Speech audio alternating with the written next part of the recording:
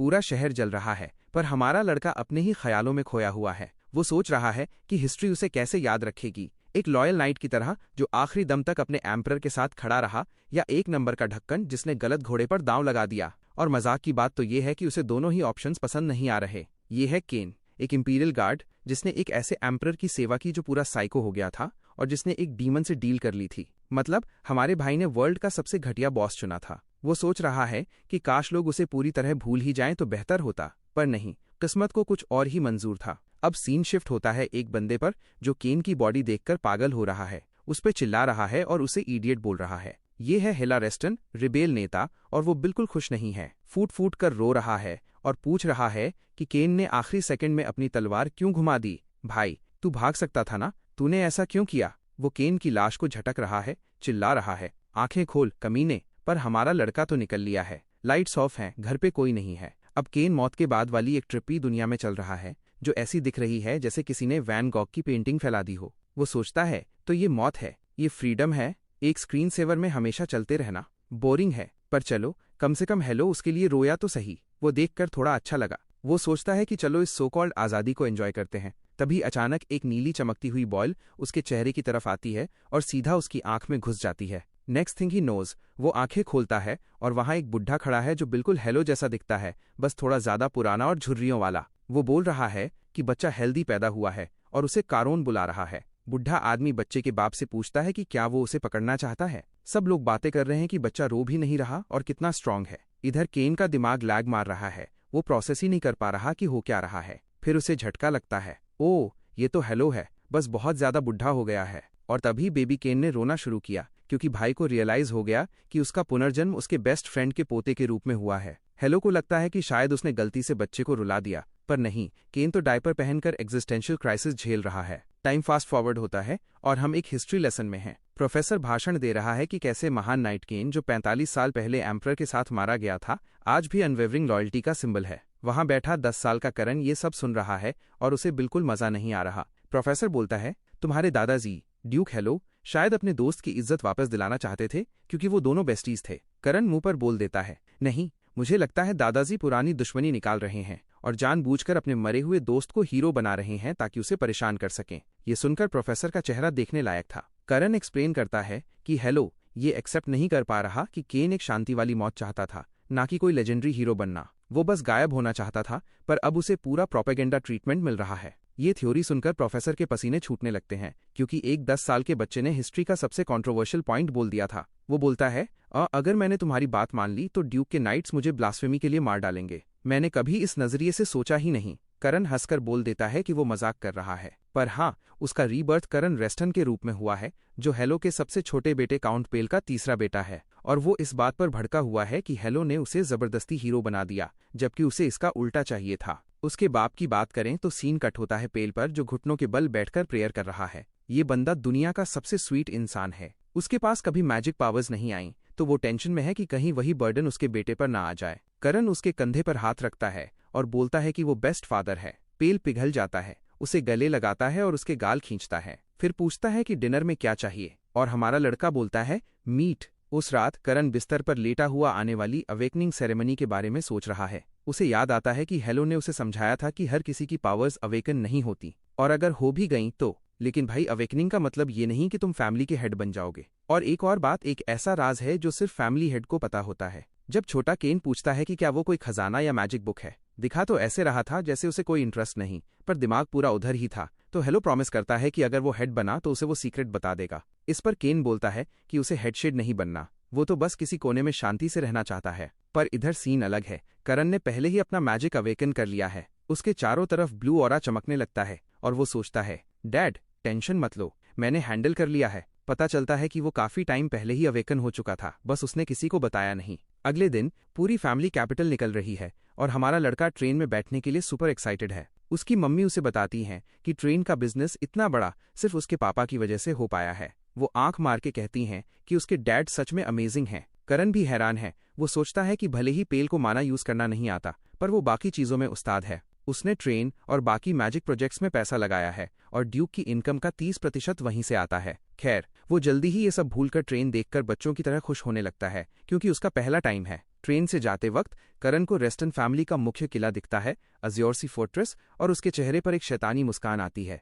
वो सोच रहा है कि कैसे वो अपने दादाजी यानी अपने पुराने दोस्त हेलो से फिर मिलेगा। हेलो ने उसे एक महान हिस्टोरिकल हीरो बना दिया है, पर करण के दिमाग में कुछ और ही चल रहा है। वो हेलो की बनाई हुई हर चीज का उल्टा करेगा। वो जानबूझकर ऐसा बनेगा जो फैमिली के नाम को बिल्कुल सूट न करे। हमारा लड़का फैमिली डिसअपॉइंटमेंट बनने का स्पीडरन करने वाला है, और सच बोलूं तो जबरदस्ती प्रोपेगेंडा पोस्टर बनाए जाने के बाद उसका गुस्सा बनता भी है। वो अपने पुराने दोस्त को बोलता है, वेट कर मेरा, तेरा प्यारा पोता आ रहा है। सीन शिफ्ट होता है, ट्रेन स्टेशन पर रुकती है और हिनरिच नाम का एक बुढ़ा उनका वेलकम करता है। पेल के साथ पूरा फॉर्मल ग्रीटिंग वाला सीन चल रहा है, पर करण की नजर तुरंत वहां खड़े नाइट्स पर जाती है। नाइट्स भी उसे घूरने लगते हैं क्योंकि उन्हें फील हो गया है कि करण ने माना अवेकन कर लिया है। करण सोचता है ये लोग घर वाले लूजर्स की तरह नहीं हैं, काफी कॉम्पिटेंट हैं। उसे पता है कि हेलो को खबर मिलने में ज्यादा देर नहीं लगेगी, पर उसे घंटा फर्क नहीं पड़ता। वो मेन पैलेस पहुंचे और एक लेडी ने करण को रिसेप्शन रूम में बिठा दिया और बोला कि जब तक उसके डैड एल्डर्स से मिल रहे हैं वो यहाँ वेट करे। करण इधर उधर देखकर सोचता है, भाई सिर्फ रिसेप्शन रूम ही इतना बड़ा है, ये फोर्ट्रेस तो क्रेजी है। वो बोर होने लगता है और सोचता है कि काश लाइब्रेरी चला गया होता। तभी रूम के दूसरे कोने से एक बच्चा उस पर हंसने लगता है, आते ही लाइब्रेरी जाना है? रूमर्स सही थी, तू तो पूरा बुकवॉर्म है। करण पलट के देखता है, कौन है ये नमूना? वो लड़का बकवास जारी रखता है, करण के बाप का मैजिक तो कभी अवेकन हुआ नहीं, तो इसके चांसेस भी कम ही हैं। इसलिए बेटा पढ़ाई लिखाई कर ताकि आम लोगों की तरह पैसे कमा सके, अपने बाप की तरह। हद तो तब हो गई जब उसने करण के हेयर कट का मजाक उड़ाया और फिर वो गलती कर दी जो उसे नहीं करनी चाहिए थी। उसने हमारे लड़के को लड़ने के लिए चैलेंज कर दिया। उस छोटे डॉन को अपने मैजिक पर बड़ा घमंड था, बोल रहा था कि आज वो करण को सबक सिखाएगा। इस पॉइंट पर करण ने उसे घूरा और पूछा, क्या मैं फैमिली वाले किसी गुंडे को पाल रहे हैं क्या? जैसे ही करण ने अपना ऑरा रिलीज किया, उस बच्चे की बोलती बंद हो गई। वो हकलाने लगा, वेट, तूने कब अवेकन किया? तेरे डैड ने तो कुछ नहीं बताया। करण ने कहा, मेरे डैड को भी नहीं पता अभी तक। और सुन, इस घर में दो गुंडों की जगह नहीं है, वो रोल मेरा है, तो तू साइड हट। वो बच्चा कंफ्यूज ही था कि करण ने डिसाइड कर लिया, हो गया फैसला, अब तेरा पिटना पक्का है। सीन कट होता है एल्डर्स की मीटिंग पर, जहां बात चल रही है कि करण ने मैजिक अवेकन कर लिया है। 3 कैप्टन्स ने इस बात को कंफर्म किया है। वहां राफेल जो सेकंड प्रिंस है पूरा सस्पिशियस हो रहा है और पेल से पूछ रहा है कि वो क्या साजिश कर रहा है। पेल जवाब देता है, भाई मुझे खुद नहीं पता था। तभी पहला बेटा टेल्स राफेल को बोलता है कि अपनी कॉन्स्पिरेसी थ्योरीज थोड़ी कम कर, क्योंकि पेल का तो खुद कभी मैजिक अवेकन नहीं हुआ। इस बात पर राफेल उसे बेचारा बोलने लगता है। तभी एक बंदा कमरे में भागते हुए आता है और हेमरिच को बोलता है कि जल्दी चलिए। सब कंफ्यूज हो जाते हैं और राफेल बटलर के पीछे पीछे भागता है, जहां उन्हें लियो मिलता है, जिसकी ऐसी धुलाई हुई थी कि वो काउच पर माइक टाइसन से 12 राउंड्स लड़ने जैसी हालत में पड़ा था। अपने बेटे की ऐसी हालत देखकर राफेल का दिमाग खराब हो जाता है। वो कमीना हमारे लड़के का कॉलर पकड़ लेता है और चिल्लाकर पूछता है कि तमीज कहाँ है और उसने ये क्या किया। पेल बीच बचाव करने की कोशिश करता है, पर करण एकदम शांति से कहता है कि लियो मेरे बाप की बेइज्जती कर रहा था और मैं ये चुपचाप खड़े होकर नहीं देख सकता। राफेल इसे बकवास बोलता है। तभी पेल उसका कंधा पकड़कर बोलता है कि बस बहुत हुआ। राफेल पेल पर भड़क जाता है कि तुम्हारी घटिया परवरिश की वजह से करण ऐसी हरकतें कर रहा है। तभी हेनरिक एक बम फोड़ता है, अब खुद ड्यूक फैसला करेंगे। सब सुनकर जम जाते हैं और हेलो के स्टडी की तरफ निकलते हैं। राफेल अंदर ही अंदर जल रहा होता है। हेलो पूछता है कि करण ने आते ही इतना बड़ा कांड क्यों किया। पेल एक्सप्लेन करने की कोशिश करता है, पर हेलो उसे चुप करा देता है। मैंने तुमसे नहीं पूछा। वो कहता है कि उसे करण के मुंह से सुनना है और साथ ही ये भी बोलता है कि पेल ने उसे सही ढंग से पाला है और करण बिना किसी वजह के ऐसा कुछ नहीं करेगा। ये देखकर कि हेलो उसे सजा देने से पहले एक्सप्लेन करने का मौका दे रहा है, हमारा लड़का हैरान रह जाता है और सोचता है ये शरीफ बनने का नाटक तुझ पर सूट नहीं करता कमीने। वो सीधा बोल देता है कि लियो उसके बाप की बेइज्जती कर रहा था। राफेल उसे झूठा बोलता है। तभी हेलो डेस्क पर जोर से हाथ मारता है और राफेल पर चिल्लाता है, चुप हो जा, तेरी हिम्मत कैसे हुई मेरे सामने आवाज उठाने की। राफेल तुरंत ठंडा होकर माफी मांगने लगता है।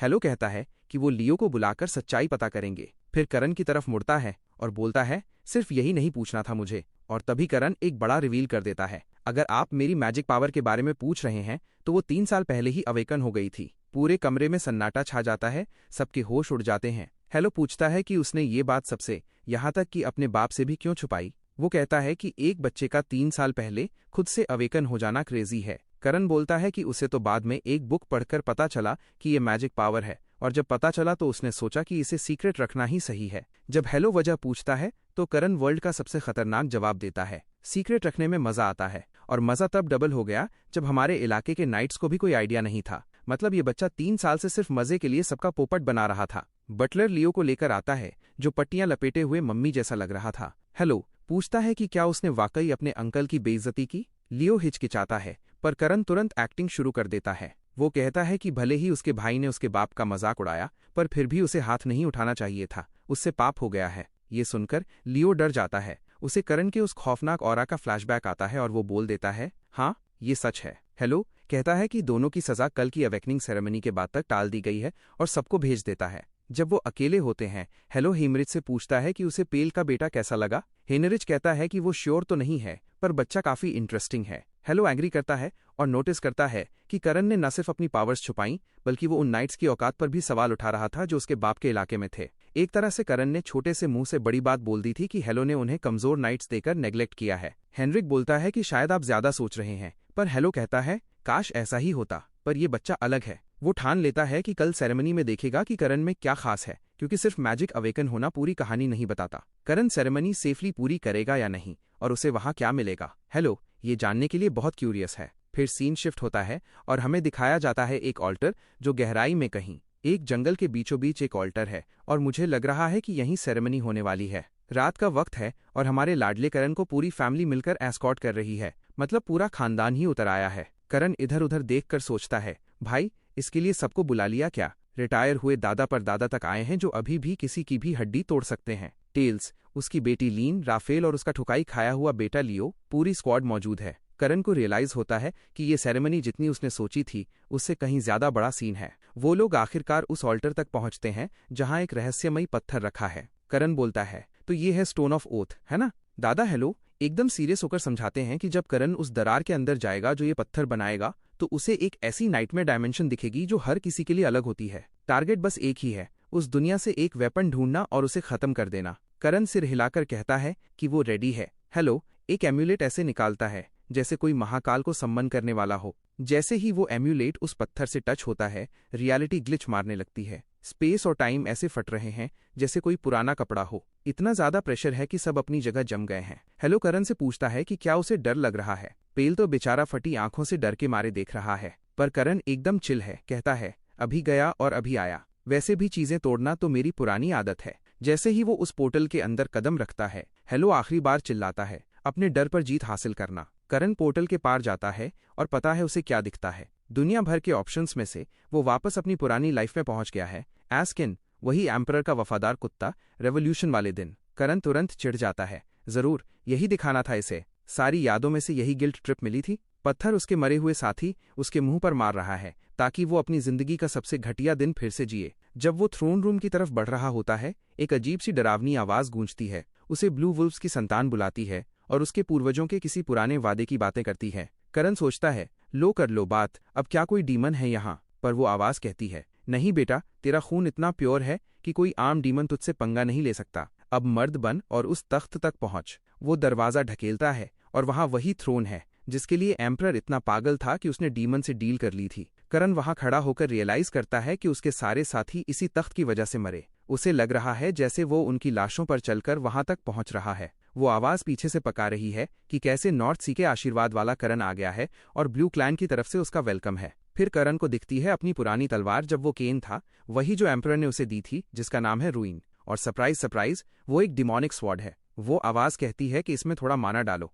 पर करण तुरंत मना कर देता है, नहीं भाई थैंक यू, ये तलवार लोगों की रूह खा जाती है। लेकिन वो आवाज जिद करती है कि उसके दादाजी ने इसे पहले ही प्यूरिफाई कर दिया है और जो उसे दिख रहा है वो बस एक डिमोनिक इल्यूजन है जो उसे डरा रहा है। करण अभी भी हिचकिचाता है क्योंकि उस तलवार को छूने का मतलब है वो सारी पुरानी यादें वापस आना जब वो ब्लाइंडली ऑर्डर्स फॉलो करता था। तभी उसे अपने दादाजी की बात याद आती है, डर पर काबू पाओ। तब उसे समझ आता है, ओ तो इसलिए दादाजी इतने स्वीट बन रहे थे। उसे रियलाइज होता है कि ये सेरेमनी सिर्फ एक वेपन लेने के लिए नहीं है, ये एक तरह की थेरेपी है जो वेपन ट्रायल के भेस में है, जहां फैमिली के वारिस को अपने सबसे बड़े डर का सामना करना पड़ता है। तो करण तलवार पकड़ लेता है और कहता है, ठीक है, अगर यही बात है तो चलो खत्म करते हैं। जैसे ही वो उसमें माना डालता है, वो सीधा समुंदर की गहराई में जा गिरता है। वो वहां तैरते हुए सोचता है, क्या ये अज्योर क्लैरिटी है? और वो देखता है कि कैसे वो ईविल डिमोनिक ब्लेड एक एकदम प्योर तलवार में बदल गई। करण को समझ आता है कि ये कोई ऐसी वैसी तलवार नहीं है, ये उसके एंसेस्टर रेल की ओरिजिनल तलवार है।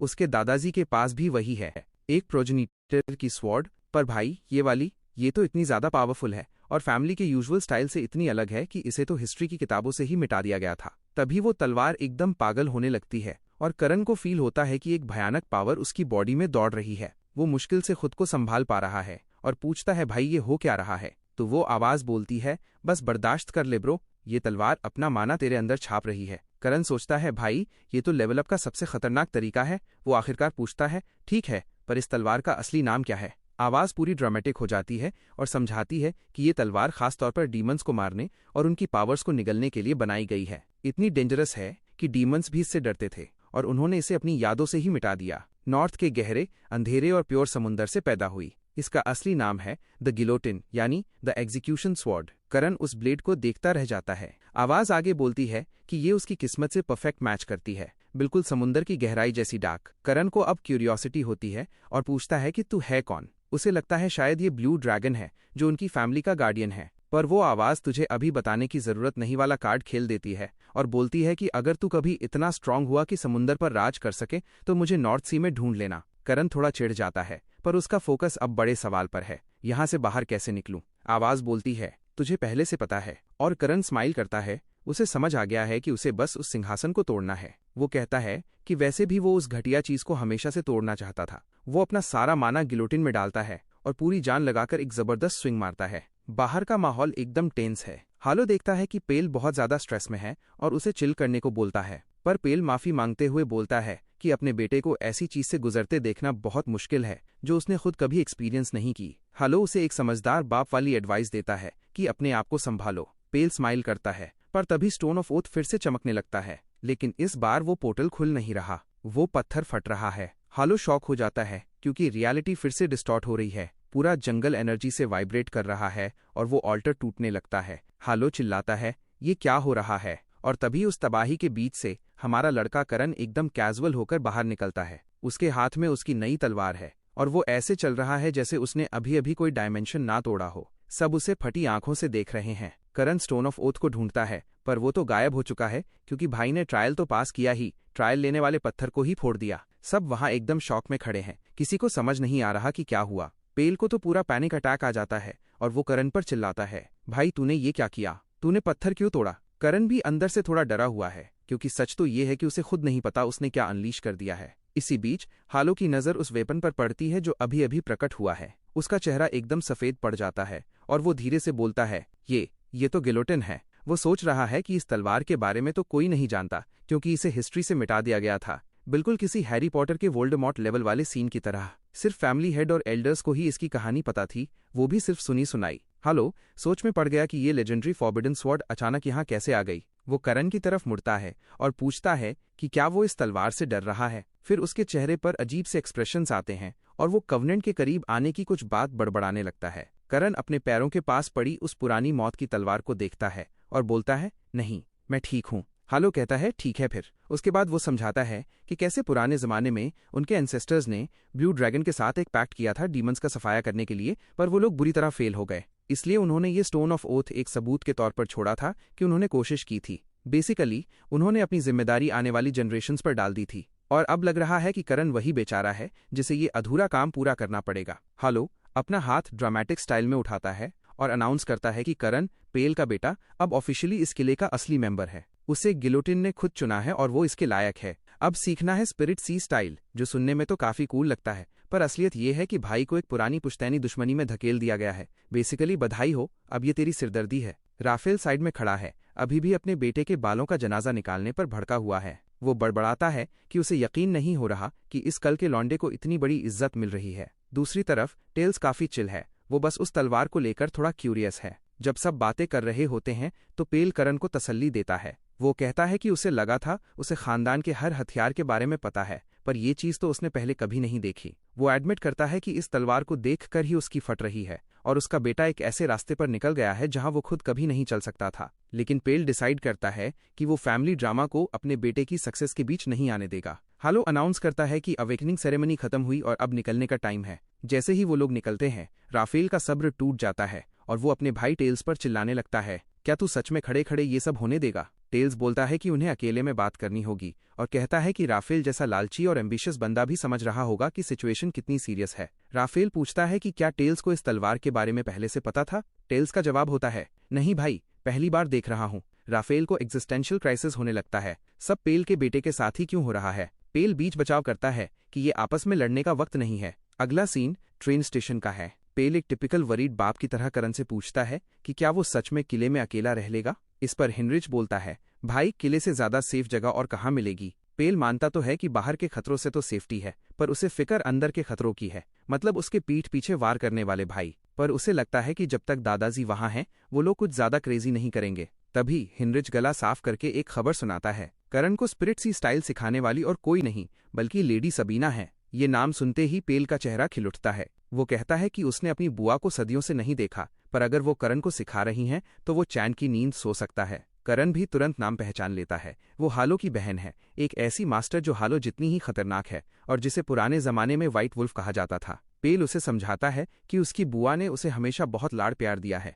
इसलिए करन उनकी बेइज्जती बिल्कुल न करे। करन प्रॉमिस करता है कि वो अपना बेस्ट देगा। हिनरिच एक और बात जोड़ता है कि फैमिली हेड पेल के लिए किले में एक घर तैयार करवा रहे हैं ताकि वो जब चाहे मिलने आ सके। ये सुनकर पेल बच्चों की तरह रोने लगता है, बोलता है कि वो अपने बाप का कितना शुक्रगुजार है। हिनरिच बोलता है, अरे कोई बात नहीं। पेल सबको गुड बाय बोलता है और करन से कहता है कि अगर कभी मदद चाहिए हो तो कांटेक्ट करना, और ट्रेन में बैठ जाता है। करन किले की छत पर जाता है और हिनरिच बोलता है कि अब चलना चाहिए क्योंकि सबीना इंतजार कर रही हैं। करन बोलता है, हाँ, अपनी परदादी को ज्यादा वेट नहीं करवा सकता। हिनरिच तुरंत उसे रोकता है और एक काम की एडवाइस देता है, बेटा सबीना को दादी कहलाना बिल्कुल पसंद नहीं है, इस वर्ड से बच के रहना। करन बोलता है ओके, पर अंदर ही अंदर सोचता है दादी को दादी बोलने में क्या बुराई है। वो किले के अंदर एंटर करते हैं और हिनरिच बताता है कि इस कल्टीवेशन चैम्बर में सिर्फ डायरेक्ट वॉरिस ही आ सकते हैं। वो बताता है कि सबीना अंदर हैं और लियो भी वहां है। करन एक्साइटेड हो जाता है कि लियो के साथ ट्रेनिंग करने में मजा आएगा, खासकर इसलिए क्योंकि लियो ने खुद जिद करके सबीना के अंडर ट्रेनिंग मांगी है।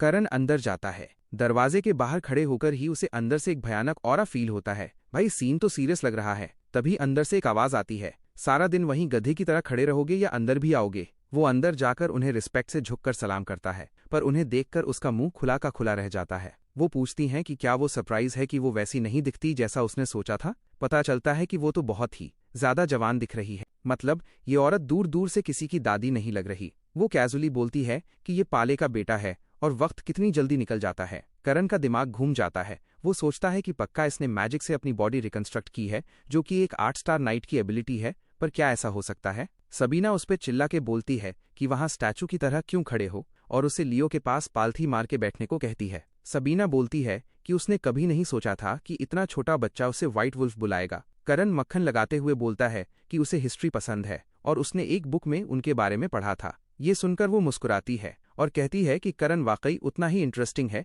जितना उसके भाई ने बताया था। जब करन उत्सुकता से पूछता है कि दादाजी ने उसके बारे में क्या कहा, तो वो बताती है कि हालो ने कहा था कि करन एक ऐसा बच्चा है जिसे तुम जरूर पसंद करोगी। वो समझाती है कि हालो ने कहा था कि करन एक ऐसे रास्ते पर है जहां उसे एक विशाल समंदर पर सफर करना है और सबीना को उसकी मदद करनी है ताकि एक दिन वो उस समंदर पर राज कर सके। वो खड़ी होती है और अनाउंस करती है कि अब शुरुआत का वक्त है। वो समझाती है कि अज्योर माना का यूज करके वो अपनी बॉडी के अंदर समंदर बनाते और चलाते हैं, मतलब तुम जितने ज्यादा ओशंस ऑपरेट कर पाओगे उतने ही ताकतवर बनोगे। जब तुम 8 ओशंस चला लेते हो तो तुम 8 स्टार लेवल पर पहुंच जाते हो, और वो स्टेज जहां तुम उन 8 ओशंस को एक बड़े समंदर की तरह चला सको वो होता है 9th स्टार। पूरे कॉन्टिनेंट में सिर्फ 3 लोग वहां तक पहुंचे हैं और एम्पायर में सिर्फ 1। करन बोलता है वो मेरे दादाजी हैं, और वो कहती है एकदम सही। करन मन ही मन ठान लेता है कि इस लाइफ में वो हालो के लेवल तक जरूर पहुंचेगा। सबीना उसकी तड़प फील कर सकती है और सोचती है कि इस लड़के को ट्रेन करने में मजा आएगा। वो बोलती है कि पहले माना को उन रास्तों से बहने दो जो रिचुअल से खुले हैं,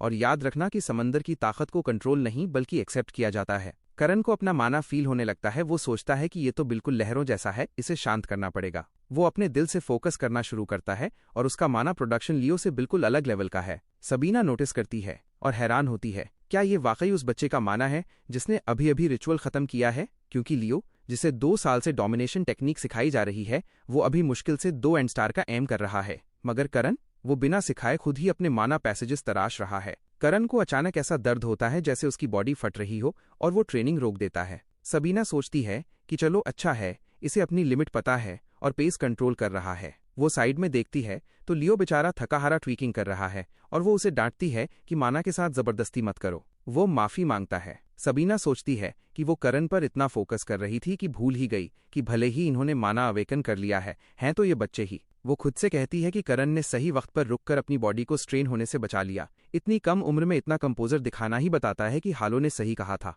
पर उसे लगता है कि उसे करण के लिए लाइट हाउस बनने की जरूरत नहीं पड़ेगी, वो खुद अपना रास्ता ढूंढ लेगा। वो उसके पास जाकर कहती है कि अगले 3 साल तक वो उसकी सेफ्टी की गारंटी लेती है, तब तक वो सिर्फ अपनी ताकत बढ़ाने पर फोकस करे। करण बोलता है ओके, और अब प्रैक्टिकल ट्रेनिंग का टाइम है। वो लोग वहां जाते हैं जहां बाकी ट्रेनीज हैं और वहां फैंटेसी साइतामा भी ट्रेन कर रहा है। इंस्ट्रक्टर लियो और करण को आते देखता है। लियो करण से पूछता है, क्या तू सच में वही तलवार यूज करने वाला है ट्रेनिंग के लिए? करण बोलता है, और नहीं तो क्या, सब लोग बोल रहे हैं कि इसका ऑरा बहुत डरावना है, इसलिए उसे तलवार म्यान से बाहर निकालने की इजाजत नहीं है। लियो बोलता है, मैं उसकी बात नहीं कर रहा। इंस्ट्रक्टर उन दोनों का वेलकम करता है। करण ऊपर देखता है और वो बंदा अपना इंट्रो देते हुए बोलता है कि आज उसकी स्वॉट ट्रेनिंग की जिम्मेदारी कमांडर जिर ने ली है, जो सीवॉल्फ नाइट्स के हेड हैं। उनका ऑफिशियल टाइटल जिर ऑफ द विंटर गार्ड है। करण उनसे मिलकर बोलता है, प्लेजर टू मीट यू, और एक ही नजर में समझ जाता है कि ये बंदा 8 स्टार लेवल का नाइट है। जिर थोड़ा स्ट्रेट फॉरवर्ड टोन में कहता है, देखो शायद तुम्हें ये थोड़ा हार्श लगे,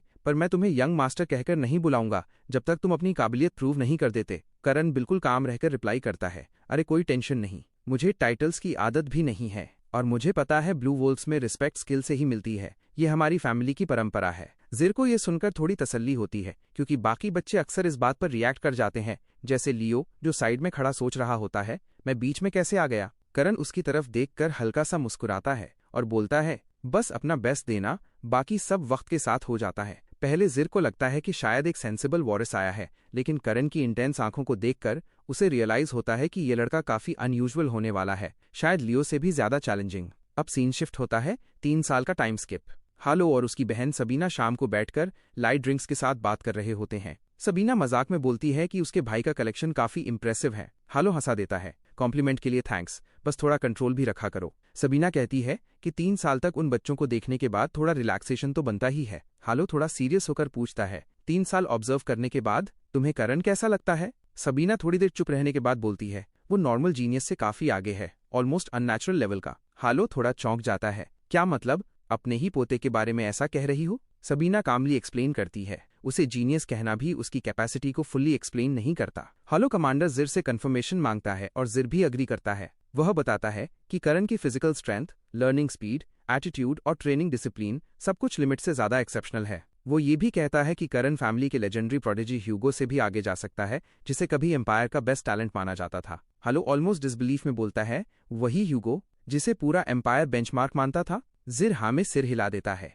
अब सबीना बिल्कुल सीरियस हो जाती है। वो समझाती है कि अगर सिचुएशन को समझदारी से हैंडल नहीं किया गया तो फैमिली के अंदर पावर डायनामिक्स बिगड़ सकते हैं। करण का होना लाइन ऑफ सक्सेशन के लिए एक साइलेंट प्रेशर बन सकता है। जैसे जैसे उसका टैलेंट सामने आएगा, कुछ लोग इनसिक्योर महसूस करेंगे। हालो अपने बेटों का साइड लेता है, पर सबीना कामली बोलती है, अभी सब बैलेंस्ड है, पर जैसे ही करण के चर्चे एम्पायर में फैलेंगे, सिचुएशन कॉम्प्लेक्स हो सकती है। फिर सबीना हल्की सी उदासी के साथ पूछती है, क्या हमारी फैमिली इस प्रेशर को झेल पाएगी? ओथ स्टोन टूट चुका है और नॉर्थ सी के पार से खतरे बढ़ते जा रहे हैं। हॉलो कॉन्फिडेंस के साथ जवाब देता है, फिक्र मत करो, जिसने पहले पत्थर तोड़ा है वही नया रास्ता भी बनाएगा, बिल्कुल फाउंडिंग एंसेस्टर की तरह। सबीना हैरान होकर पूछती है, तो ये कोई फैमिली ओनली प्रोफेसी है? हालो हाँ बोलता है, कवेनेंट का वक्त करीब आ रहा है। सबीना गहरी सांस लेती है, ये सोचकर कि उनके सबसे छोटे और मासूम बच्चे के कंधों पर शायद पूरी दुनिया की जिम्मेदारी आने वाली है। फिर वो हालो से पूछती है, अब आगे का प्लान क्या है? हालो बोलता है कि सही वक्त आने पर ही वो करण को ये सब बताएगा। सीन शिफ्ट होता है और पेल हमारे लड़के का खत पढ़ रहा है। लेटर की शुरुआत एकदम नॉर्मल है। करण पूछ रहा है कि मम्मी पापा कैसे हैं और माफी मांग रहा है कि ट्रेनिंग में इतना घुसा हुआ है कि मिलने नहीं आ पा रहा। वो अपने बाप को बोलता है कि ठंड आ रही है तो अपना ध्यान रखना, क्योंकि उन्हें सर्दी जल्दी लग जाती है। फिर वो एकदम कैजुअली फेंकता है कि उसने 4 स्टार सी कंट्रोल मास्टर कर लिया है और हेरिंग स्वॉर्ड्समैनशिप की 4th फॉर्म भी सीख ली है। वो कहता है कि रिश्तेदारों के साथ उसकी अच्छी बन रही है और वो लियो का ध्यान रख रहा है। पर फिर खत का असली मकसद सामने आता है। भाई कंगाल हो गया है और उसे अलाउंस चाहिए। उधर पेल जोर जोर से हंस रहा है और हिनरिच से पूछता है कि याद है 3 साल पहले जब करण को पहली बार किले भेजा था तो वो कितना टेंशन में था, पर अब तो बच्चा वहां थ्राइव कर रहा है। हिनरिच बोलता है कि करण की वजह से किले में अब कभी शांति नहीं रहती। पेल कहता है कि वो बच्चे को बोलता रहता है कि इतना स्टैंड आउट मत करो, पर हिनरिच एक फिल्मी लाइन मारता है हीरा अगर मिट्टी में भी हो तो चमकता जरूर है। फिर बात थोड़ी सीरियस हो जाती है। वो वार्न करता है कि हालात बदल रहे हैं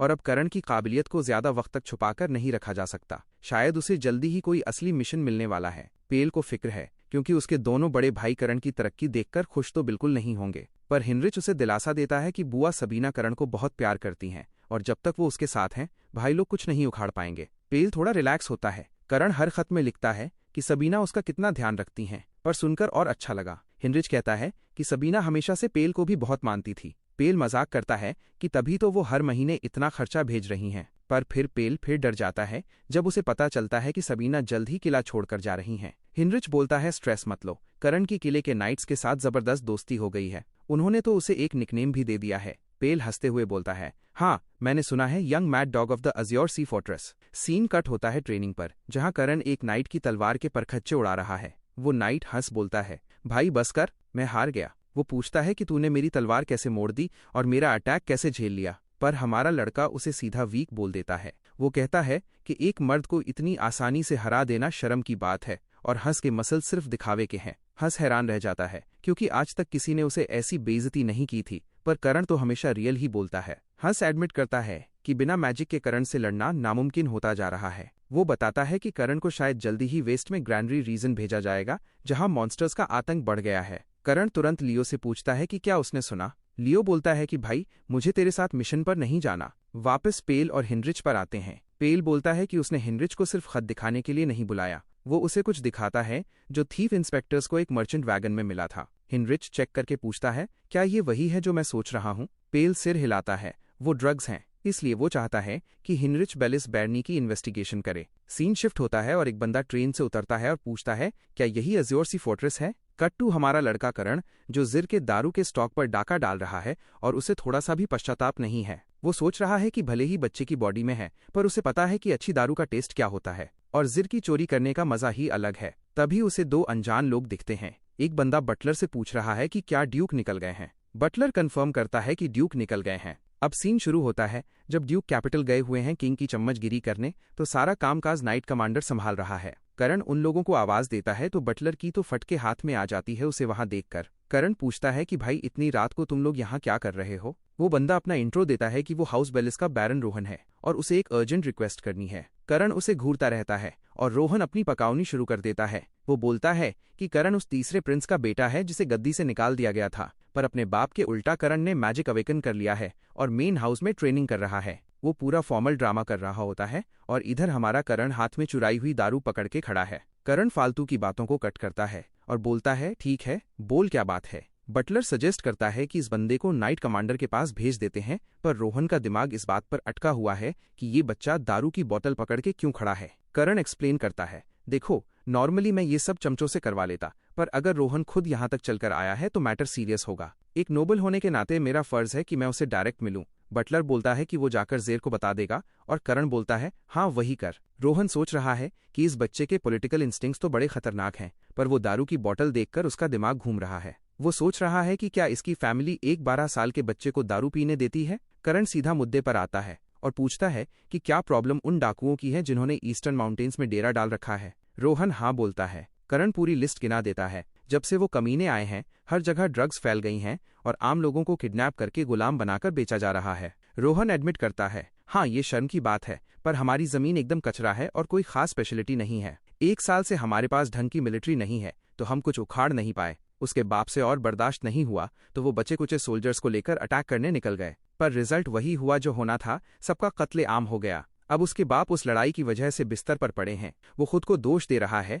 कि उसकी इनकॉम्पिटेंस की वजह से उसके बाप और लोग दुख झेल रहे हैं। करण बॉटल नीचे रखता है और बोलता है कि ऐसे कचरे लोगों के तो टुकड़े टुकड़े कर देने चाहिए, पर उसे कुछ गड़बड़ लगती है। अगर मिलिट्री कमजोर भी हो तो आम डाकू एक असली आर्मी के सामने इतना नहीं टिक सकते। रोहन बोलता है कि कंफर्म तो नहीं है, पर लगता है कि उन डाकुओं में सदर्न किंगडम के भगोड़े सोल्जर्स मिले हुए हैं जो अभी जंग लड़ रहे हैं। करण सोचता है कि जब से उसने उस साइको एम्परर को गद्दी से हटाया है, इंपीरियल आर्मी का पूरा फोकस साउथ की जंग पे है। नॉर्थ के लिए कोई रिसोर्सेज नहीं बचे, तो जाहिर है कि लॉ एंड ऑर्डर की वॉट लग गई है। डिजर्टर वाली थ्योरी सही लग रही है। फिर करण गियर बदलता है और रोहन से पूछता है कि क्या वो दारू पिएगा क्योंकि माहौल थोड़ा हैवी हो गया है। वो हंसता है और बताता है कि रोहन का इलाका उसके बाप की टेरिटरी के पास ही है, तो वो इसे इग्नोर नहीं कर सकता। अगर हो सके तो वो खुद मदद करना चाहता है। रोहन थैंक यू बोलता है, पर अंदर ही अंदर सोच रहा है कि क्या एक बच्चे के हाथ से दारू पीना सही रहेगा। करण बोलता है कि ये माल ज़ेर के कलेक्शन से मारा गया है, तो इसे सीक्रेट रखना पड़ेगा। रोहन बोलता है कि पर ज़ेर तो नाइट कमांडर है,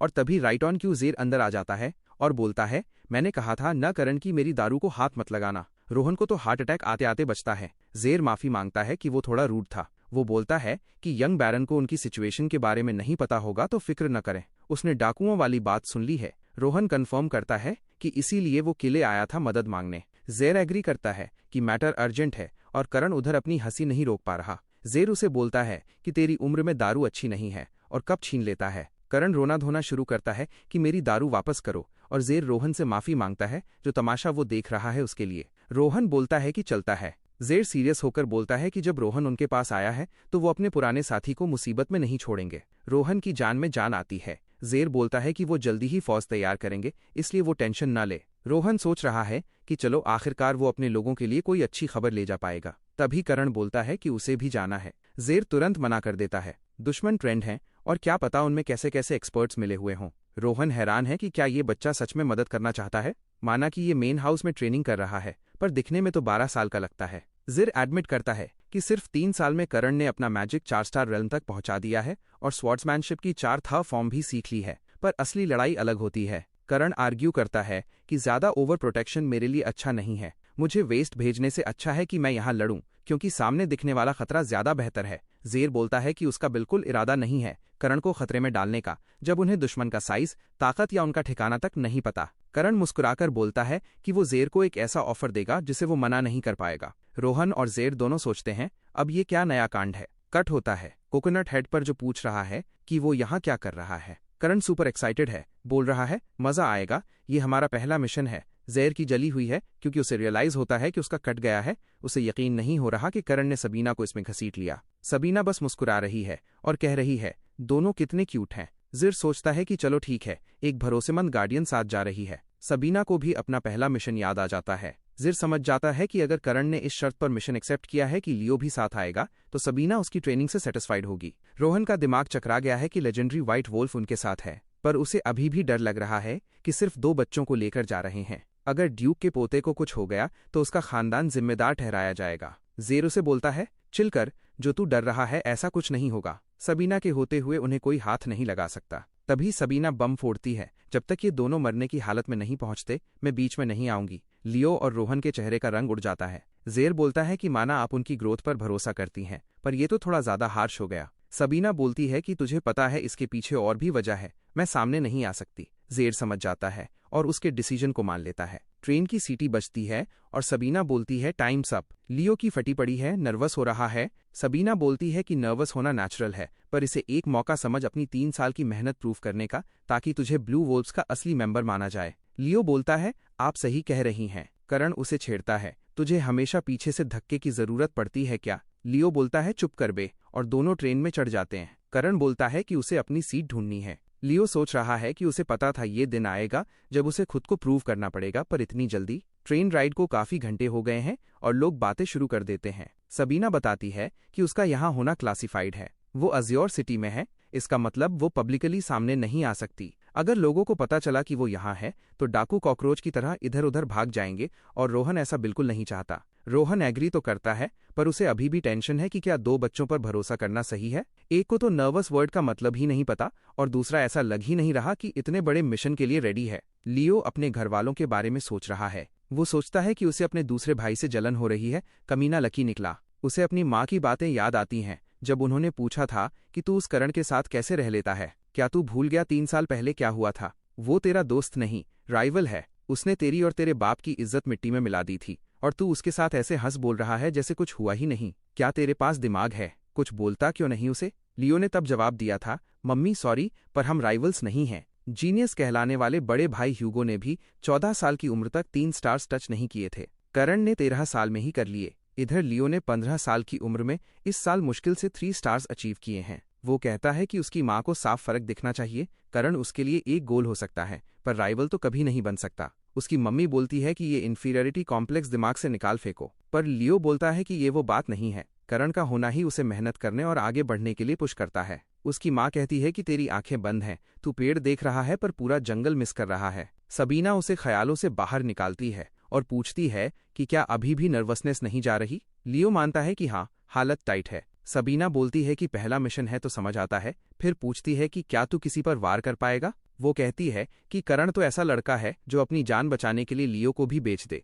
पर उसे पता है कि लियो अलग है। उसे अब खुद पर शक करने की जरूरत नहीं है, क्योंकि सबीना से बेहतर कोई नहीं जानता कि उसने 3 साल कितनी घिसाई की है। आखिरकार उसने ही तो ट्रेन किया है। लियो इमोशनल होके उसे मास्टर बुलाता है। सबीना को ये सुनकर अच्छा लगता है। वो बताता है कि टेरिटरी पहुंचने में अब सिर्फ 20 मिनट बचे हैं। सबीना उसके सर पर हाथ फेरती है और बोलती है कि इस मिशन तक मुझे मास्टर ही बुलाना। जब सबीना निकलने लगती है तो रोहन पूछता है कि आप कहाँ जा रही हो। वो बोलती है कि अगर वो स्टेशन पर उतरी तो खबर आग की तरह फैल जाएगी, इसलिए उसे पहले निकलना होगा। रोहन बोलता है कि पर ट्रेन तो अभी चल रही है। वो उसे बार बार व्हाइट एम्प्रेस बुलाता है तो सबीना उसे टोक देती है कि सिर्फ लेडी सबीना बोलो। वो उसकी बातों को इग्नोर करके बोलती है कि वो इन दोनों इडियट्स पर नजर रखेगी, तो टेंशन मत लो। और हाँ, अगर इन्हें कुछ हो भी गया तो वो रोहन या उसकी फैमिली को जिम्मेदार नहीं ठहराएंगे। और इतना बोलते ही वो चलती ट्रेन से सीधा बाहर कूद जाती है। हमारा लड़का करण ये देखकर हंसता है और बोलता है कि बुआ हमेशा की तरह बोल्ड हैं। रोहन और लियो दोनों सोच रहे हैं, भाई ये रेस्टन खानदान के सारे लोग ऐसे ही पागल होते हैं क्या। सीन शिफ्ट होता है एक बुढ़े पर जो खांस रहा है। ये रोहन के पापा हैं। वो बोल रहे हैं कि उनकी तबीयत सही नहीं है, तो रेस्टन के यंग वोल्व्स को रिसीव करने के लिए उन्हें माफी दी जाए। बैठते हुए करण बोलता है, अरे कोई बात नहीं, और उनके जख्मों के बारे में पूछता है। बैरन बोलता है कि अब खतरा टल गया है। वो बताता है कि पता नहीं करण को याद है या नहीं, पर वो उससे और उसके पापा से 10 साल पहले मिला था। करण काफी बड़ा हो गया है। करण उन्हें बोलता है कि मुझसे इतनी एटिकेट से बात मत कीजिए, मुझे आदत नहीं है और अजीब लगता है। रोहन बोलता है कि कम से कम यंग लॉर्ड तो बोलने दो, पर करण मना कर देता है। बैरन कहता है कि अगर करण अपने पहले मिशन पर आया है तो पक्का इतनी छोटी उम्र में 4 3 स्टार पहुंच गया होगा। करण बताता है कि उसके भाई लियो के 3 स्टार्स हैं, और लियो फिर सोचता है, भाई हर बार मुझे बीच में कुटा जाना जरूरी है क्या। बैरन ये सब जानते हैं तो करण हैरान होता है, क्योंकि वो खुद वॉरियर नहीं है। बैरन कहता है कि भले ही मैं वॉरियर नहीं हूं, पर अगर करण को भेजा गया है तो मतलब सब उसे बहुत मानते हैं। वो हिचकिचाता है कि इतने होनहार लड़कों को इतने खतरनाक काम पर लगाना सही है या नहीं। करण बोलता है कि फिक्र मत कीजिए, अगर हम फेल हुए तो ब्लू वोल्व्स की इज्जत मिट्टी में मिल जाएगी। हम फेल होने का सोच भी नहीं रहे। वो लियो से पूछता है कि क्यों भाई, सही है ना, हम इस काम को पूरा करेंगे। बैरन हंसता है और उन्हें थैंक यू बोलता है। फिर उसे खांसी शुरू हो जाती है। करण समझ जाता है कि उन्हें आराम चाहिए और वो लोग निकलने लगते हैं। बैरन कहता है कि रास्ता दिखाने के लिए बंदा तैयार है, बस उसके पीछे चले जाओ। जब वो लोग बाहर निकलते हैं, लियो करण को आवाज देता है। करण पूछता है कि क्या अभी से थक गया। लियो बोलता नहीं, पर क्या हम इस हर्बलिस्ट पर भरोसा कर सकते हैं। भले ही वो लोकल गाइड हो, पर क्या गारंटी है कि वो डाकुओं के साथ नहीं मिला हुआ। करण बोलता है, वाह तेरा दिमाग चलने लगा। वो कंफर्म करता है कि वो बंदा पक्का उनकी गैंग का ही पार्ट है। लियो शॉक होके पूछता है कि तुझे कैसे पता। करण बताता है कि जब वो स्टेशन पहुंचे थे तब उसने रोहन से बात की थी। उसने पूछा था कि डाकुओं का ठिकाना कैसे ढूंढेंगे, तो रोहन ने दुखी होकर कहा था कि उसके पास और कोई रास्ता नहीं है सिवाय एक गद्दार उनके ही इलाके का है, और रोहन के पास उसकी मदद लेने के अलावा कोई चारा नहीं था। करण को लगा ये सॉलिड प्लान है, पर लियो अभी भी शक में है और पूछता है कि तूने मुझे पहले क्यों नहीं बताया। करण बोलता है, भाई तू सारा दिन अपनी नर्वसनेस में ही इतना घुसा हुआ था कि बताने का मौका ही नहीं मिला। लियो सोचता है, कमाल है, करण जानते हुए भी एक गद्दार के साथ चिपका रहा। ये तो बड़ा शाना निकला। करण समझाता है, सही पकड़े हैं, ये बंदा इतने टाइम से बच निकल रहा था, वही दिखाता है कि ये लोग कितने डेस्परेट हैं। इसलिए अब हम बेट बनेंगे। 2 अमीर बाप के बेटे बैरन की टेरिटरी से गुजर रहे हैं, उन्हें फंसाने के लिए इससे परफेक्ट सेटअप और क्या होगा। वही हर्बलिस्ट पीछे मुड़ता है, उसके पीछे डाकू खड़े हैं। वो बोलता है, ये तो जैकपॉट है, जितना वादा किया था उससे ज्यादा माल मिलेगा, क्योंकि ये तो बड़े खानदान के लड़के हैं। एक टकला डाकू बोलता है, ये यंग मास्टर्स इतनी आसानी से काबू में नहीं आएंगे। पर हमारा लड़का तो पहले से ही वायलेंस के मूड में था। उसने तुरंत अपनी तलवार निकाली और उन कमीनों को कीड़े मकोड़े बोल दिया। उसने पूछा, तुम्हारी हिम्मत कैसे हुई मेरे बाप के इलाके में ड्रग्स फैलाने की। सीन वापस बेलिस बार पर कट होता है,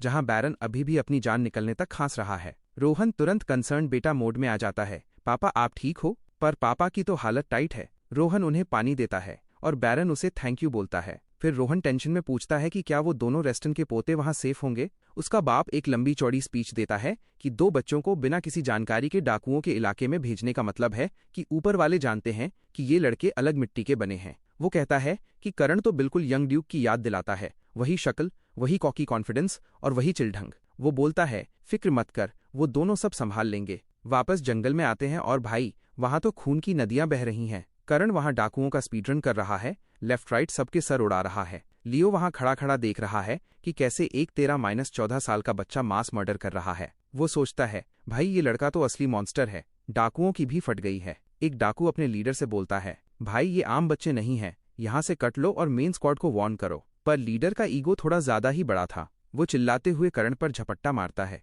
मेरी बेइज्जती एक कल का लौंडा करेगा, मैं दिखाता हूँ मैं क्या चीज हूँ। वो हवा में उछलकर अपना ऑरा रिलीज करता है। करण की पलकें तक नहीं झपकती। वो बस कैजुअली अपनी तलवार घुमाता है और बोलता है, भाई ये कितना चिल्लाता है, दिमाग खराब कर दिया, और उस लीडर को बीच से 2 टुकड़े कर देता है। वो बंदा घुटनों के बल गिरता है, शायद मरने से पहले अपनी सारी लाइफ चॉइसेस पर पछतावा कर रहा होगा। लियो हैरान है, वेट, मैंने अपनी तलवार कब निकाली? इधर करण अपनी तलवार से खून साफ कर रहा है और चिढ़ रहा है कि उसके कपड़े गंदे हो गए। लियो अपनी तलवार वापस रखते हुए सोचता है कि करण का ऑरा इतना भयानक था कि अगर वो चाहता तो लियो का गला काट देता और उसे पता भी नहीं चलता। बचे कुचे डाकू तुरंत हाथ ऊपर करके चिल्लाने लगते हैं, हम सरेंडर करते हैं, हम सरेंडर करते हैं। करण उनमें से एक से उसका नाम पूछता है। वो बोलता है, उरा। करण पूछता है, रस्सी है? उरा हाँ बोलता है तो करण बोलता है, लेकर आ। लियो एकदम कंफ्यूज है कि हो क्या रहा है। अगले ही पल करण और लियो दोनों के हाथ बंधे हुए हैं। लियो बोलता है, भाई इतना आगे जाना जरूरी है क्या? खुद को बांध लिया, ऊपर से डाकुओं से हमारे हथियार उठवा रहा है,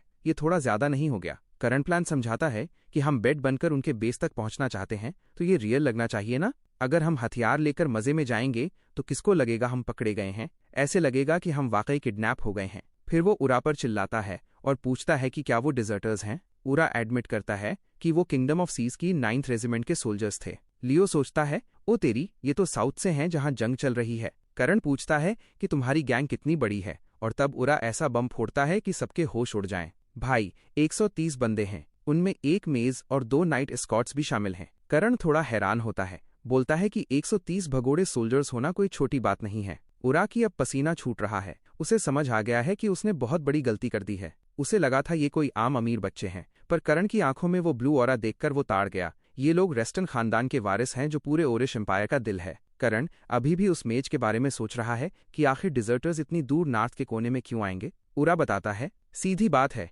हमारे कमांडर ने इतने पैसे का वादा किया था कि सबकी रिटायरमेंट सेट हो जाए, इसलिए सब पीछे पीछे चले आए। पर करण दिमाग लगा रहा है, एक आम इन्फेंट्री कमांडर के पास इतना बड़ा मेज कहाँ से आया, और ये सब लोग सिर्फ पैसे के लिए डाकू डाकू क्यों खेल रहे हैं? कुछ तो गड़बड़ है। उरा बोलता है कि हम पहुंचने वाले हैं, तो करण कहता है, चलो अपनी आंखों से ही देख लेंगे। वो लोग उनके अड्डे पहुंचते हैं और वॉच टावर पर खड़े बंदे उरा से सवाल जवाब शुरू कर देते हैं। भाई तू सच में होस्टेजेस लेकर आया है? बाकी सब कहाँ हैं? तू अकेला इनके हथियार लेकर क्यों घूम रहा है? उरा कहानी सुनाता है कि उसने अकेले इन बच्चों को धोया है। ये मेरा शिकार है, कोई इन्हें हाथ नहीं लगाएगा। बाकी टीम उन गार्ड्स के पीछे गई है जो भाग गए थे, इसलिए जल्दी दरवाजा खोलो। एक बंदा उसका मजाक उड़ाता है कि बॉस से तारीफ सुनने के लिए बड़ा उतावला हो रहा है। दूसरा बोलता है, बड़ी देर लगा दी। उरा उन्हें चुप होने को बोलता है। करण नोटिस करता है कि डाकू होने के बावजूद उरा थोड़ा नरम दिल है। फिर उसे एक अजीब सी पावर महसूस होती है। उरा घबरा के करण की तलवार को देख रहा है, बोलता है कि उसे बहुत स्पूकी वाइब्स आ रही हैं। करण कंफर्म करता है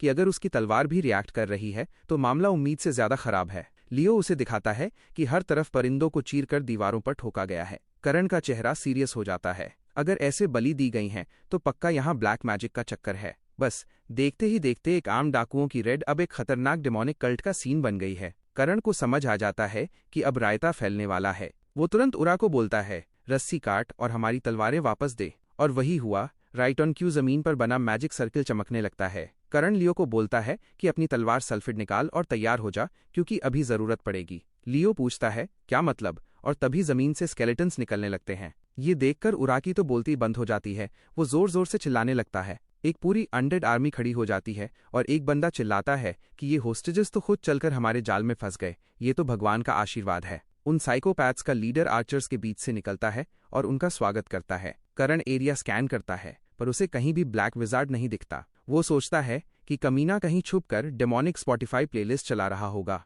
या कोई मंत्र पढ़ रहा होगा। फिर करण एकदम पावर मूव दिखाता है। वो उरा को पकड़ लेता है और उसके गले पर तलवार रखकर धमकी देता है, अगर मैंने इसका गला काट दिया तो चलेगा? उरा की फटके 4 हो जाती है और लियो बोलता है, भाई हम कब से होस्टेज लेने लगे? हम तो नोबल हैं, हमारी तो कोई इज्जत है। लीडर 1 सेकंड के लिए घूरता है, उसके बंदे तीर ताने खड़े हैं। वो पूछता है कि एक नोबल होके तुम होस्टेज कैसे ले सकते हो, तुम्हारे लिए तो ऑनर सबसे ऊपर होनी चाहिए ना। करण बोलता है जब तुम कर सकते हो तो हम क्यों नहीं। इधर उरा थर थर कांप रहा है। लीडर बोलता है कि करण फनी तो है पर गलत है, एक घटिया होस्टेज की कोई कीमत नहीं है और उरा एकदम बेकार है, तो तू उसके साथ जो चाहे कर। करण चिढ़ जाता है और उरा के मुंह पर ही बोल देता है तू तो वाकई बेकार निकला रे, और बेचारा उरा रोने लगता है। लियो दिमाग लगाता है कि दुश्मन बहुत ज्यादा है और करण से पूछता है भाई कोई प्लान है भी या नहीं। करण बोलता है बिल्कुल है, बस कमांडर को टपकाना है। फिर वो अपना भयानक ऑरा रिलीज करना शुरू करता है। ऑरा का रंग देखकर कमांडर के होश उड़ जाते हैं। ये नहीं हो सकता।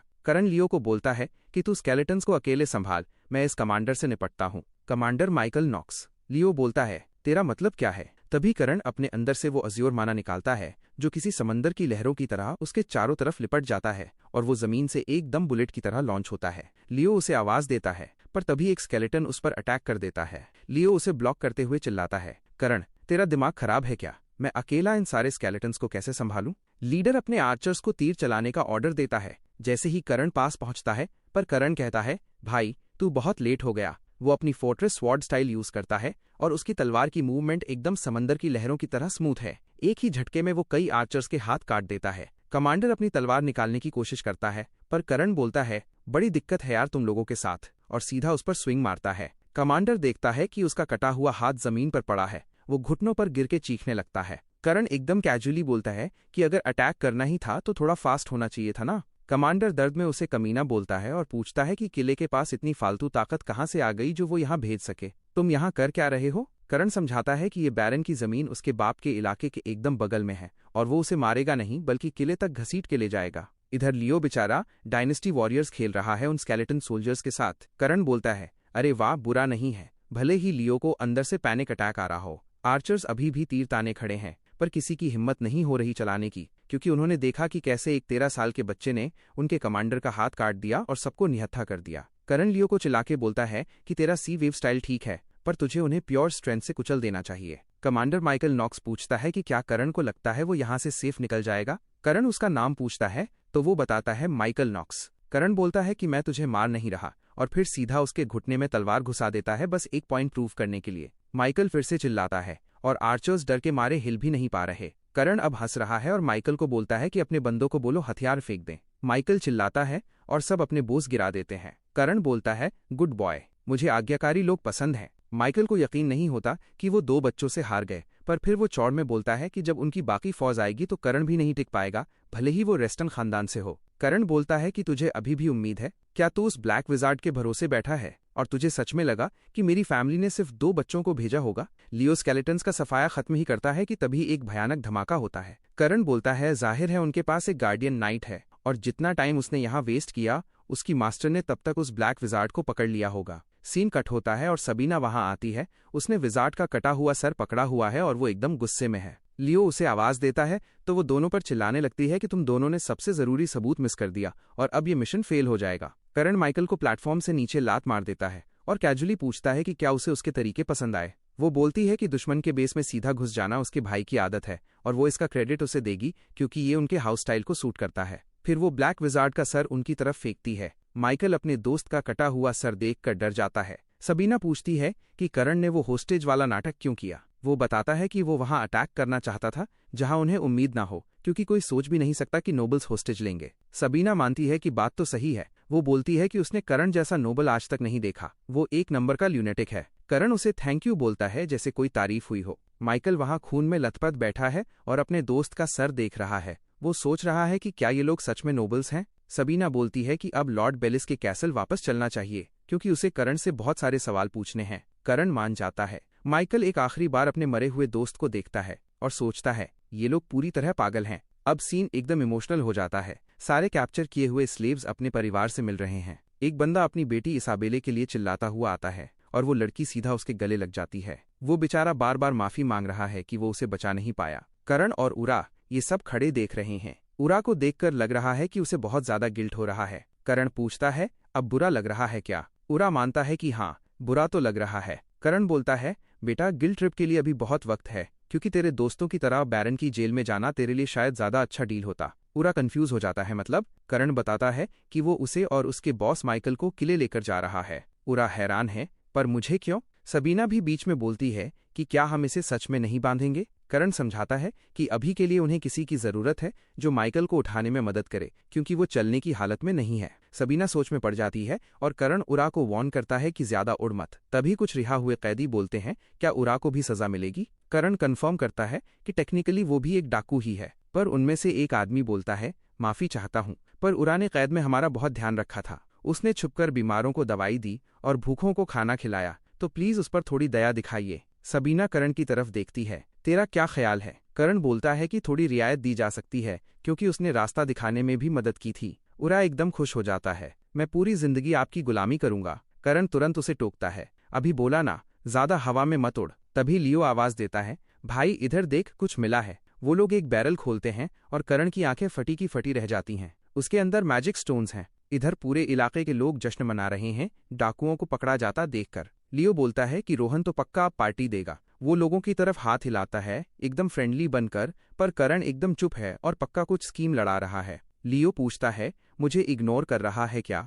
करण बोलता है, अब समझ आया, इतने सारे डाकू इन पहाड़ियों में क्यों छुपे हुए थे। शायद बैरन की फैमिली को खुद नहीं पता कि उनकी टेरिटरी में मैजिक स्टोन की माइन है। भले ही क्वालिटी अभी नहीं पता, पर माइन होने का मतलब है अंधा पैसा। लियो सोचता है, हे भगवान, अब ये क्या नया कांड करने वाला है। सबीना बताती है कि रोहन उनसे मिलने आ रहा है। रोहन सबका स्वागत करता है और बाकी टीम डाकुओं को डंजन में ले जाती है। सबीना बोलती है कि वो डाकुओं के लीडर को अपने साथ रखेगी। रोहन बोलता है, ठीक है, पर मेरी एक रिक्वेस्ट है। सबीना बोलती है कि वो यहाँ सिर्फ एक गार्डियन है, तो उसे उसके स्टूडेंट से बात करनी चाहिए। रोहन बोलता है कि उन्होंने एक छोटी सी पार्टी रखी है, तो खाते पीते बात करते हैं। करण तुरंत माफी मांगता है, पर बोलता है कि उन्हें अभी के अभी किले निकलना होगा। लियो का दिल टूट जाता है, बेचारे को फ्री का खाना चाहिए था। रोहन पूछता है कि क्या आप श्योर हैं? कमीशन की पेमेंट का क्या? वह बताता है कि उनके पास किले को देने के लिए पैसे नहीं हैं, तो वो थोड़ा उधार चाहते हैं। करण की आंखों में लालच चमकने लगती है और लियो समझ जाता है, ओहो, इसने फिर से वही शैतानी लुक देना शुरू कर दिया। करण बोलता है, मैं वही सोच रहा था कि डाकुओं ने इस बंजर जमीन को ही क्यों चुना, और अब मुझे समझ आ गया। रोहन कंफ्यूज होकर पूछता है, आप किस बारे में बात कर रहे हो? करण असलियत बताता है कि बेलिस की टेरिटरी एकदम रिमोट है, कोई खास चीज यहाँ मिलती नहीं, बेसिकली एक पिछड़ा हुआ गांव है। रोहन अपना गुस्सा कंट्रोल करता है और तब करण बोलता है कि वो लोग किसी और चीज के पीछे थे। वो मैजिक स्टोन निकाल कर दिखाता है और रोहन शॉक हो जाता है। करण पूछता है, क्या तुम्हें पता था कि ये तुम्हारी जमीन पर है? रोहन मना करता है, उसे बिल्कुल आइडिया नहीं था कि वहां कोई माइन है। रोहन के होश उड़ गए हैं। करण एकदम बिजनेस पिच मारने लगता है कि वो किले के साथ मिलकर इस माइन को डेवलप करना चाहता है। शर्त यह है कि किले वाले शुरुआती पैसा लगाएंगे और सिक्योरिटी भी देंगे। रोहन का दिमाग घोड़े की तरह दौड़ रहा है। वो सोच रहा है कि इस बच्चे को इतनी बड़ी बातें कौन सिखा रहा है। माइन चलाना कोई मजाक नहीं है। गार्ड्स और मेंटेनेंस का खर्चा ही एस्ट्रोनॉमिकल होगा, पर अगर रेस्टन फैमिली का कोई बंदा पार्टनर बन जाए तो उनका बहुत बड़ा फायदा हो सकता है। रोहन कैलकुलेट करता है कि डील तो सॉलिड है, पर सवाल यह है कि क्या ये 13 साल का बच्चा इतनी बड़ी नेगोशिएशन अकेले कर सकता है। करण बोलता है कि वो अपने पापा को रिपोर्ट करेगा। अगर प्रोजेक्ट पास हो गया तो किले के नाइट्स यहाँ रहेंगे, जिससे गांव की इकोनॉमी बढ़ेगी और डिफेंस की टेंशन भी खत्म हो जाएगी। बिल्कुल विन विन सिचुएशन है। रोहन पूछता है कि ड्यूक का खानदान कितना हिस्सा मांगेगा। करण स्मार्ट बनता है, ये सब डिटेल्स मेरे पापा डिस्कस करेंगे, मुझ जैसे बच्चे की अभी इतनी औकात कहाँ। उधर सबीना खड़ी खड़ी अपने स्टूडेंट पर गर्व कर रही है कि लौंडा 13 साल की उम्र में बिजनेस डील्स फोड़ रहा है। वापसी के रास्ते में करण सबीना से एक सवाल पूछता है। वो पूछता है कि उन्होंने बैंडिट हाइडआउट पर वो सब बातें क्यों की जिससे मामला कॉम्प्लिकेटेड हो गया। सबीना उस ब्लैक विजार्ड का जिक्र करती है। करण पूछता है कि क्या वो कोई मामूली बंदा था। सबीना उसका नाम बताती है, एम्पायर का क्लास 2 वांटेड क्रिमिनल और एक 6th सर्कल डार्क मेज। करण के तो तोते उड़ जाते हैं। सबीना समझाती है कि वो एक भगोड़ा था जो सदर्न किंगडम के डिजर्टर्स के साथ मिलकर एम्पायर में गुंडागर्दी कर रहा था, और करण और लियो स्मॉल फ्राई से लड़ने में इतने बिजी थे कि उन्होंने असली खतरे पर ध्यान ही नहीं दिया। वो कहती है कि बंदा तभी स्ट्रांग बनता है जब वो तगड़े दुश्मन से लड़े। अगर करण ने पहले उस मेज को ढेर किया होता तो उसका वक्त बर्बाद नहीं होता। इसलिए वो इस मिशन को फेलियर मानती है और चाहती है कि करण ये लेसन याद रखे। लियो बेचारा साइड में खड़ा सोच रहा है, भाई मुझे भी बातों में शामिल कर लो। सबीना उसे आवाज देती है और बोलती है कि उसने उम्मीद से बेहतर काम किया और पहली बार अनडेड का सामना करने के हिसाब से उसे प्राउड होना चाहिए। लियो खुश हो जाता है कि चलो उसे भुलाया नहीं गया। फिर सबीना चुटकी लेती है कि उसे थोड़े और कॉन्फिडेंस और किले वापस जाकर एक नए हेयर कट की जरूरत है। किले में हिनरिच लॉर्ड का स्वागत करता है। हालो पूछता है कि कुछ अजीब तो नहीं हुआ। हिनरिच रिपोर्ट देता है कि वेस्ट गए हुए नाइट्स वापस आ गए हैं और करण, लियो और सबीना भी मिशन से लौट आए हैं। तभी एक बटलर चिल्लाता हुआ भागा आता है। हालो पूछता है, अब क्या हो गया? बटलर बताता है कि इंपीरियल पैलेस से एक खत आया है। हालो कंफ्यूज है क्योंकि एम्परर ने कैपिटल छोड़ने से पहले ऐसा कुछ नहीं कहा था। वो खत पढ़ता है और एकदम शॉक हो जाता है। पता चलता है कि एम्परर ने करण को खुद कैपिटल इनवाइट किया है। इधर ट्रेन स्टेशन पर रुकती है और उरा माइकल को कंधे पर आलू की बोरी की तरह लादे हुए बाहर निकलता है। माइकल अब भी बहुत साल्टी और गुस्से में है। वो उरा को बोलता है कि इस बच्चे की बातों में मत आ, हम दोनों अभी जेल जाने वाले हैं। वो बोलता है कि अगर जिंदा रहना है तो जैसे ही गार्ड्स का ध्यान भटके यहाँ से बोल्ट मार लो। उरा सीधा उसके मुंह पर एक मुक्का मारता है और बोलता है, चुप हो जा कमीने। लियो और करण ये सब देखकर पूरे मजे ले रहे हैं। उरा चिल्लाता है, तूने ही कहा था कि मैं बेकार हूँ और मुझे मर जाना चाहिए, तो अब मैं तेरी भागने में मदद क्यों करूँ? तभी पेल वहां पहुंचता है और हमेशा की तरह केओस शुरू हो जाता है। करण अपने पापा को देखकर खुश हो जाता है। पेल सबीना से हालचाल पूछता है और वो बताती है कि उसे भी बुलाया गया है ना। पेल बोलता है हाँ, और ये सब उस कांड की वजह से हो रहा है जो करण ने बैरन बेलिस के यहाँ किया है।